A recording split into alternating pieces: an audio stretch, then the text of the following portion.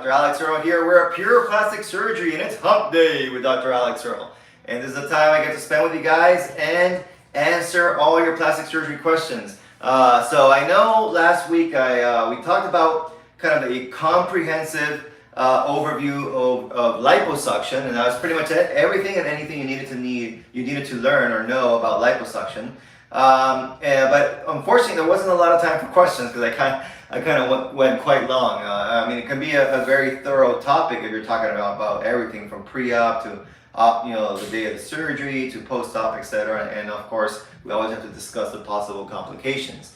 So I didn't leave a lot of room for questions. So I felt since it's today is the second to last hump day of 2022. Second to last hump day, I thought we'd kick it old school. And so I'm not going to have any formal presentation here today. We're just going to answer all your questions. We're going to try to get through as many questions as we can. All right. And remember though, next week, so next Wednesday, is going to be the final hump day of the year. And that is when we're going to talk about our BBL stats. Okay. So those of you who have been following me for a while, you know that at the end of every year, I go over all our BBL stats out there for the world to know. And we talk about, all our kind of revision rates, complication rates, how many we've done, etc. So if you're interested about our hard numbers, make sure you tune in next Wednesday on Hump Day with Dr. Alex Earl. Okay? But today, it's all about you. It's all about your questions. So let's get to it. Let's start with a classic. Yes. Can you get a BBL with a tummy tuck? Yes, that is definitely a classic question. We probably get it, I think, every single week. And so the answer is that, at least for me here in South Florida, the answer is no. Okay? Why is that? Because in Florida, we have some rules that were given to us by the Florida Department of Health. And those rules quite clearly state that if you're doing a tummy tuck, you can only remove 1,000 cc's of fat. 1,000 cc's, that's it, 1 liter of fat. That's all you can remove if you're doing a tummy tuck. So for most patients, that's not going to make a big difference in terms of then doing the fat transfer, right? Because then you got to divide this up so you have about 500 cc's per side, and that's typically not enough to give you the look that you want for the buttock and hips. So I definitely recommend separating out those procedures. The second part of that is your recovery. Recovery is going to be very, very tough, right? You're always going to be compromising something because you can't be, you should be on your belly for your BBL, but you got to be on your back for your tummy tuck, not only in your back, but in your back kind of crunched over for the tummy tuck. So something in the recovery is going to suffer. Of course, you're definitely not going to be able to be on your belly, so that means you're going to have to be on your back. You're going to have to start using some sort of creative thing like, cutouts and zero gravity chairs and stuff like that to try to minimize the pressure in the BBL, but you're always going to have some sort of pressure if you're actually laying or sitting on that side. All right, so for all these reasons, if you want the absolutely best result, then you should separate out your BBL and your tummy tuck, and the next question is going to be, what should I do first? Tummy tuck first, okay? Yeah, I have it here, that question. I've been saying it for years. All right? Tummy tuck first. I know a lot of you don't want to listen to me, all right? But the tummy tuck should definitely go first. Why? All right? Because you have loose skin. When you do liposuction on loose skin, then the way that it heals, it doesn't heal well. It heals actually, doesn't look good. It looks wavy, okay? Lumpy, bumpy. And then a lot of people are like, oh, it's uneven lipo. No, it's not uneven lipo. The number one reason for lumpy, bumpy abdomen after liposuction is loose skin. Okay? That doesn't happen when you have tight skin. So, the other reason is because if you do your tummy tuck first, the skin is more distensible. I can stretch it more, okay, because it hasn't gone through something that causes inflammation, such as liposuction. So I'm able to get more stretch and I'm able to remove more skin, and you're going to get a better result. So always do your tummy tuck first, then come back and do your lipo 360 BBL. What kind of food do you recommend after a BBL? Right, so when we're after the BBL, we'll recommend the diet which we call feed the fat. Okay, we want to feed the fat And by that, we don't necessarily mean, okay, just kind of pig out on McDonald's and pizza, okay? What we mean is that we want to increase the healthy fats in your diet. So we want to increase things such as avocado, salmon, eggs, macadamia nuts, some red meat as well. Okay, that's the type of healthy fats that you want to increase. And the whole goal is that you want your weight to be at the same weight as you were pre-op. Okay, perhaps you can gain a couple pounds, but really no more than 5. You shouldn't really be gaining more than 5 pounds. So you got to be between goal weight and plus 5 pounds. What you definitely don't want to do is go below that weight. Okay, then you got to remember that when you're healing, your body actually uses up more calories to heal, and you may have to increase your calorie count just to stay at your baseline weight. And that's why we say increase your healthy fats. And if you're struggling a little bit, then go ahead and get some milkshake and ice creams. Okay, Doug. I know you have to get clear first from your regular doctor, but Yes. as a surgeon, who wouldn't you operate? Who I could not operate? Yes. So yeah, I mean, if you're not cleared by your primary care doctor, then I'm not going to do the surgery. All right, so that's very, very important. So who can we not operate? So anyone that is what we call in anesthesia terms ASA class 3 or above, right? So as an office-based plastic surgery center here, we do patients that are ASA 1 or 2 only. That means either you are completely healthy, you have absolutely no medical issues whatsoever, okay? Or if you have some medical issues that they are completely controlled, okay? So for ASA2, it would be someone, for example, that has high blood pressure, hypertension, but they're on medication and the blood pressure is controlled. Or say someone that has hypothyroidism and they're on medication that's Synthroid and their levels are all normal, okay? But if you say, for example, you have diabetes and your hemoglobin A1C is through the roof, it's like 10, 11, 12, then your diabetes is not controlled and therefore we would not operate on you. Other people that I don't operate on, well, specifically for lipo-BBL, I don't operate on patients that are older than 50 or that have a BMI greater than 30. Okay, can you talk a little bit about the recovery time for a tummy tuck and a BBL? Yeah, so in terms of like just overall recovery time, it's very, very similar. It does take about 6 weeks to then be able to do heavy lifting and strenuous activity, going back to the gym and things like that. So in terms of that time, it's similar. However, the process is quite different, I would say. So I think for a BBL, it's a little bit more intense at the very beginning. So I think the first 24 to 48 hours are fairly intense, because we do liposuction 360, it means pretty much the entire body. And so you have a certain degree of pain, burning sensation, everything going on in the entire body, and kind of spikes up fairly quick initially, but then after about 48 hours, it comes down also very, very quickly. So most patients are taking Percocet for maybe 1 or 2 days, and then they're stopping and they're going to either just straight Tylenol or ibuprofen, which you can do after 48 hours, okay? And then after that, it's just all about the swelling, right? Lipo 360 BBL is going to involve a lot more, many more massages. So you're going to need a minimum of 20, sometimes between 20 and 30 massages.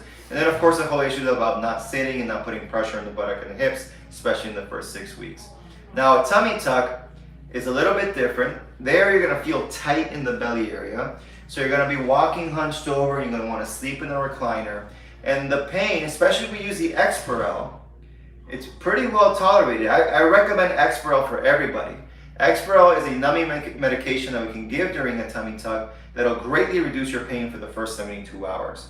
Okay, so I recommend the Exparel. With the Exparel, the patients barely use the Percocet. Some don't even use it at all. Okay, now the thing with a tummy tuck though is that it kind of lasts longer, right? In terms of, because it takes a while for you to get your drains out, it takes a while for you to be able to stand up straight, and you really, really have to protect that muscle repair, because if you go stand straight too quickly, or if you do something, some strenuous activity, some heavy lifting, that muscle repair can come apart, and that's not good.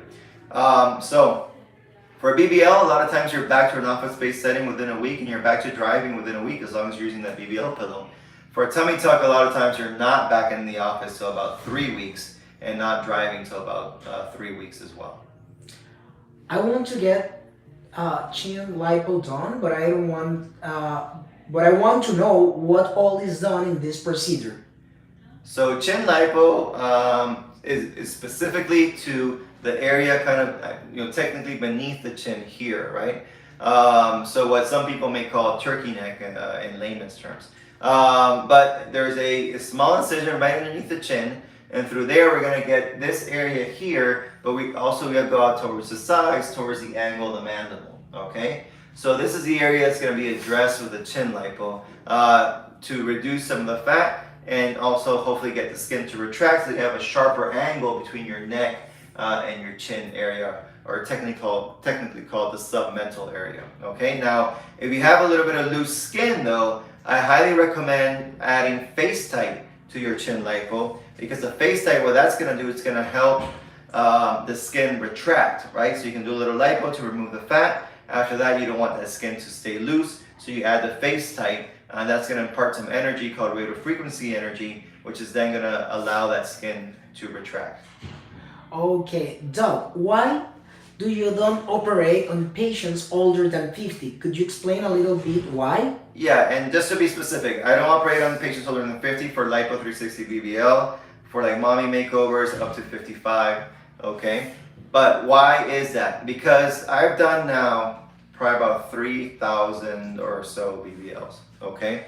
And so in my personal experience, I have found that the patients that are older than 50, even if it says that they're completely healthy, even if they have no medical issues, they don't tolerate the procedure very well. There's a lot of what we call fluid shifts, fluid moving in and out from the intravascular space to what we call the interstitial space. Okay, there's always a certain degree of blood loss as well, even with the cell saver. And so what I found over the years is that patients over 50 don't tolerate those shifts very well, and they end up having a lot more issues with with dehydration and passing out and things like that, and ending up in the hospital for IV fluids and sometimes blood transfusions. Okay, so they just don't tolerate the procedure well, and that's why I decided to kind of set my limit at 50. The other thing that doesn't do well as you start to get older, and honestly, and I know this is going to sound harsh to a lot of you, and I'm 45, but starting at around 40, what doesn't do as well is also your skin. Skin that is 40 years old or older has a much higher tendency of not retracting well, and then ending up looking uneven because it didn't retract well. And once again, it's not because there's uneven lipo, it's because the skin didn't do well. But of course, the patients are still not very happy with that. So once again, especially if you're over 40 and you have loose skin, what did I say before? Tummy tuck first. Tummy tuck first. Even more important for the patients that are a little bit on the older side. How do you feel about the tape method after lipo 360 to help with skin tightening after the procedure? Yeah, so it doesn't really help with skin tightening, but it helps with how the skin kind of heals and retracts, right? So what it does, like if your skin's all kind of crunched up and it heals that way, it's going to stay crunched up. But the tape then tries to kind of get that skin to kind of flatten out and then heal in a flatten out way, which will be of course better for you in the long run. I'm not against it, but I do not like it to be used in the first 2 weeks. If you use it too soon, the skin is still too sensitive from the surgery, and a lot of times it can cause blistering, and I've seen where those blisters then become permanent scars. So you have to be very, very, very careful. But then typically after 2 weeks, it's not an issue, and you can use it. The skin's recovered enough, and you can use it then. Okay, this one is for the YouTubers. All right, you too. How you doing? Should someone wait after kids to have BBL? You don't have to necessarily. It's different, I would say, than a tummy tuck. So for a tummy tuck, I'll be much more inclined to say yes, wait till you're done having kids, because you're just going to stretch everything out again, and you're just going to need another tummy tuck. Now for the BBL, it's not quite like that, right? BBL, remember, it's kind of like taking money out of your savings account and putting it in your checking account, right? You're moving your own fat from one area to another, and then once that fat kind of lives and takes, then that's your fat, and it's just in a new home, and it stays there forever. So even if you get pregnant, as long as you don't go crazy with the pregnancy, or gain 60, 80, lots of unnecessary weight, then once you've had the child and you get back that BBL should still be there. So BBL is definitely okay to do before you're done, before pregnancy or having children. I'll be I'll be getting a tummy tuck with you in July. All right. What post-op things do you recommend? Okay, like supplies post-op. All right. So there's a few things that we recommend that actually you're gonna get as part of your package from here, right? So number one is compression support. So from us, you're gonna get the abdominal binder, which is the first thing that we use to support the belly, and you'll get that as soon as you're waking up from anesthesia. Now, a little bit further down the road, once both your drains come out, then you are gonna need a faja. So you can think about getting a faja for a little bit further down the road. The other thing that's really, really important, and you are gonna get this from us, probably the most important, in terms of supplies that you can have, is what's called a sequential compression device, right? An SCD, okay, sequential compression device, which is the device that you use to maintain the circulation in the legs. The one that we use here is called the Vena Pro, and that device helps minimize the risk of blood clots. It's incredibly important. And because it is so important, we include it here as part of your package, okay? So what other things can you get? Well, you can get some like gauze and ABD pads and also some of like those blue pads, like puppy pads, to kind of protect all the areas that you're gonna be after the procedure, because there is always a certain degree of drainage. And the other thing you can consider is either renting or getting like a recliner, because initially you're not going to be able to sleep flat on your back. You're going to have to sleep a bit reclined. But if you don't have that, that's okay. You can use like 2 or 3 pillows behind your back, a couple pillows underneath your knees, and that will work as well, just to relieve some of the tension in that belly area. What's the percentage of hip dips to return? To return? So I guess to lose fat. Well, right? let me switch the question around a little bit. Like, what's the average fat loss in the hip dip area, right?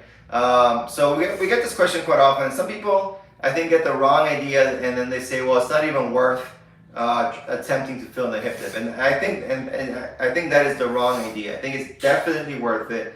In fact, it's the only way to fill in a hip dip is with fat transfer, or with some, you got to transfer volume to the area. The technical name for a hip dip is a trochanteric depression, okay?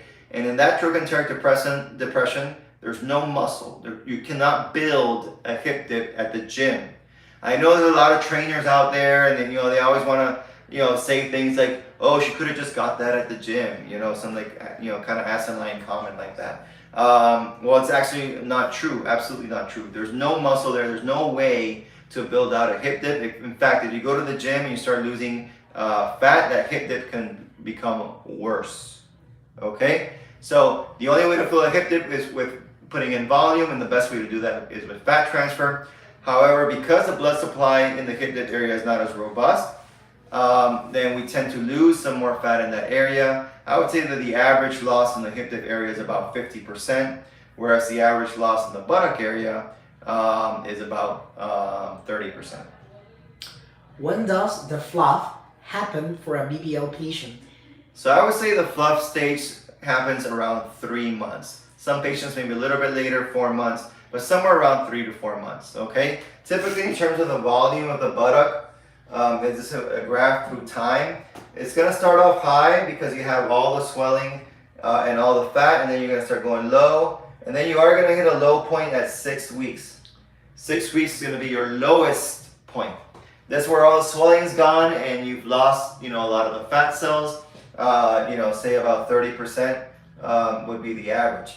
But then you start getting to that fluff phase, okay? And that's gonna be about 3 months, all right? And that's where the cells that did survive and that they've taken, now, they're not like, if you can think of it this way, they're not like fighting for their life anymore. Now they're happy, they're alive, and so they plump up, all right? And that's really what the fluff phase is. It's two things. One, the skin softens up, the fat cells plump up, and there are a certain degree of stem cells that kind of also divide and create a little bit more cells there as well. So that entire combination of all that happening is what the fluff is, and that's going to happen around that 3-month mark.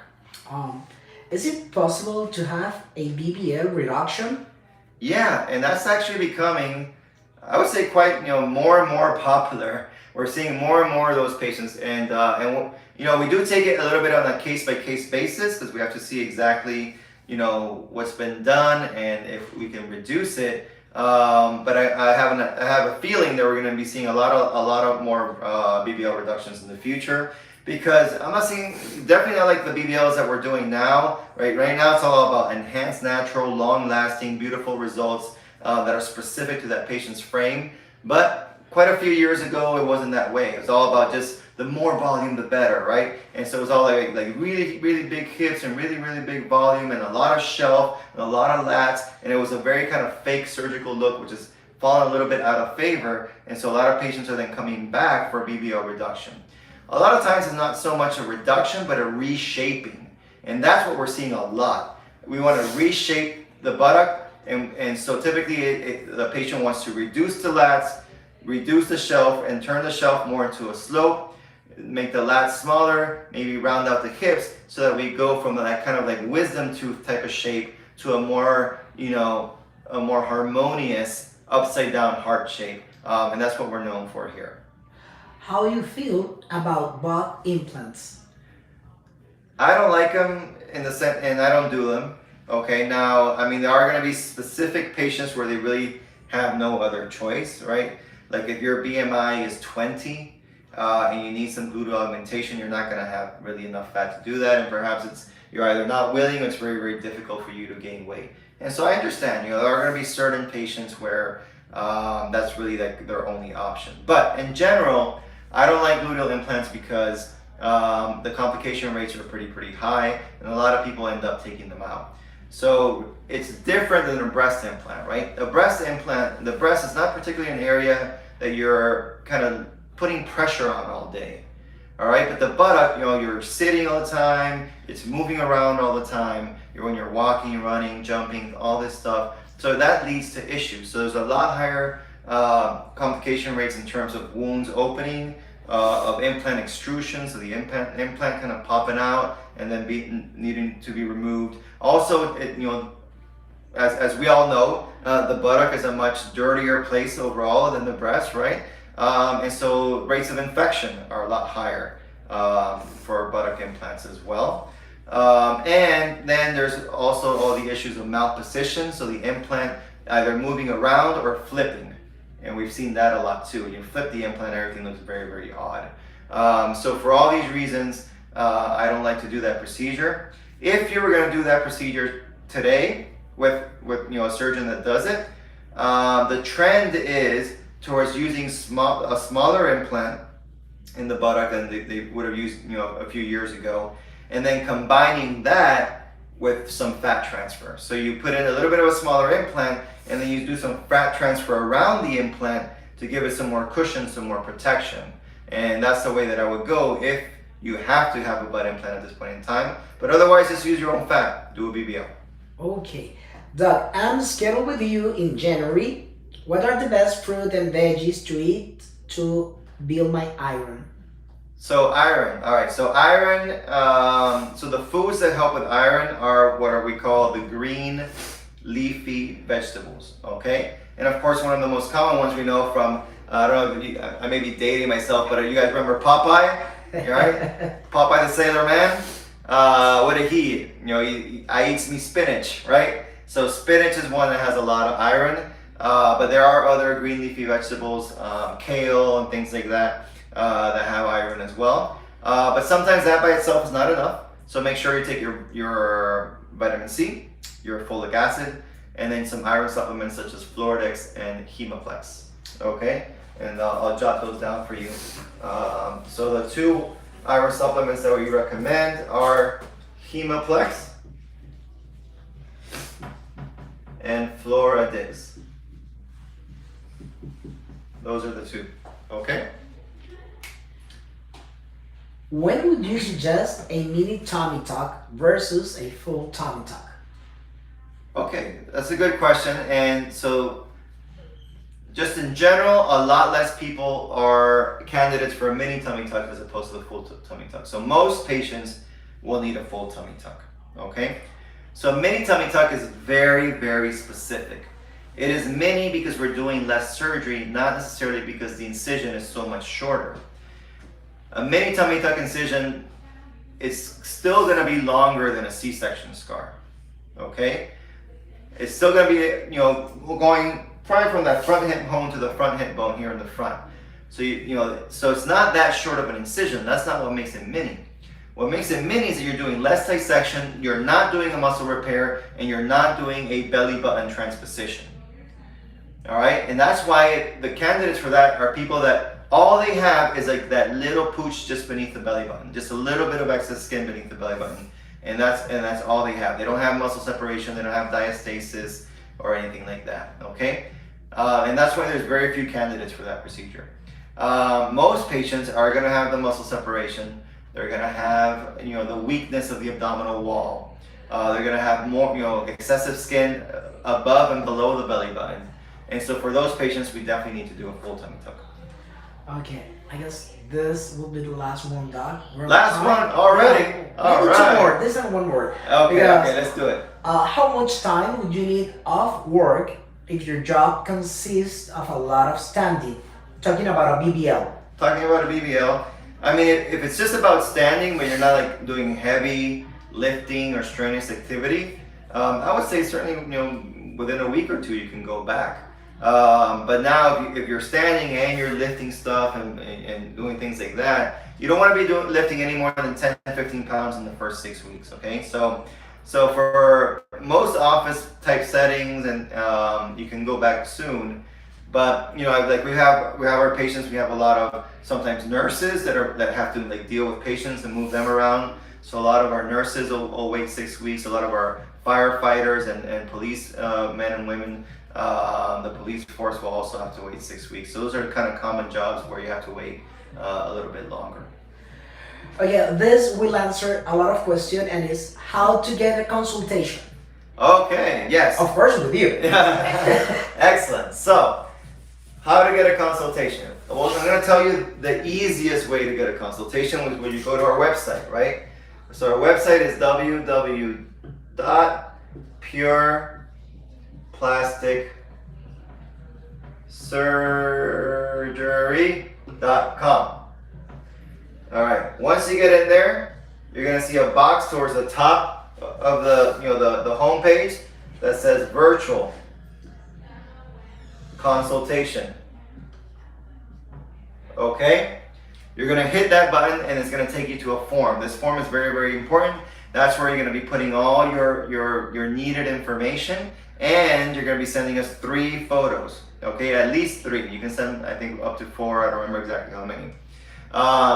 In order for this form to work, though, there's 2 very important points. Number 1, you got to fill out every single space there. You can't leave any blank.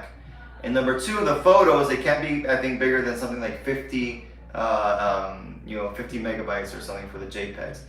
It'll say it it'll say it there, okay? Or yeah. So just make sure that you kind of fall within those 2 categories so that the form can actually reach us, okay? Oh, and the other thing that happens a lot of times, patients are interested in more than one procedure, and they tell us, oh wait, the form is only letting me put it 1, and that's fine. Don't worry about that. Just put in the 1 procedure, because that's not where this ends. The form then comes to one of our patient care coordinators. She's going to reach out to you, and she's going to verify all the information, but then she's going to talk about all the procedures that you're interested in. So you can add whatever it is you wanted to add at that time. So don't worry about that, okay? The key thing is to go ahead and get that form in so that you can get contacted by one of our patient care coordinators, okay? And that is definitely the easiest way to do it, and it should be step 1 for everyone. Now, I know people nowadays are asking, well, what about either a virtual consultation via video, like a video consult, or an in-person consult? And yes, we do have those available as well, okay? But this is still the first step. This doesn't mean that you have to end up in this spot, right? But we still need a way to get your information so that the patient care coordinator can then call you. And then if you want to schedule an in-person appointment, she'll do that for you. Or if you want to schedule a video consult, she'll do that for you. Okay? So don't take it, that we just push this and then I'm never going to see you. Please don't do that. All right? We're happy to see you. We can see you in-house. We can see you on video, or we can do the virtual consultation. Now there are different kind of price levels for everything, right? So the virtual consultation is free of charge, zero cost to that. If you want to do a video consult, I believe it's $250. But if you move forward with surgery, then that'll go towards your surgery. And if we're doing an in-house consult, it's $500. But once again, if you decide to move forward with surgery, that fee gets applied to your surgery. Okay?